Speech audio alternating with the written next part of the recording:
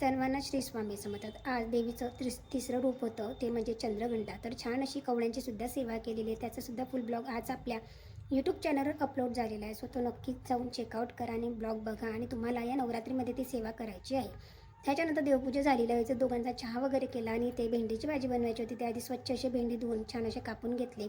साईडला सुद्धा पोळ्या वगैरे बनवून झालेल्या होत्या आणि गरमागरम भेंडीची भाजी टाकली. एकीकडे चहा बनवला, कारण याच्यानंतर मला केंद्रात जायचं होतं म्हणून छान अशी भेंडीची भाजी बनवली. आणि आज घाई असल्यामुळे हळद, मीठ आणि हिंग वगैरे या सर्व काही गोष्टी एकत्रच टाकून दिलेल्या होत्या. नाहीतर मग मीठ थोडं लेट टाकते जेणेकरून भेंडी चिकट होत नाही. पण आज एवढा टाईम नव्हता, त्याच्यासाठी लवकर लवकर सगळं काही टाकून दिलं. गरमागरम पोळ्यासुद्धा तयार झालेल्या होत्या. हे सर्व साईडला ठेवलं. त्याच्यानंतर छान अशी तयार झाले, कारण आज ब्ल्यू कलर होता म्हणून छान असा ब्ल्यू कलरचा ड्रेस घातला. नंतर नित्यसेवाने दुर्गा सप्तशती घेतलं आणि नंतर केंद्रामध्ये पाठाला गेली. केंद्रामध्ये पाठाला गेल्यानंतर बघा 200 महिला होत्या आणि खूप छान असं सामूहिक सुद्धा आमचा पाठ झाला आणि सेवा झाली.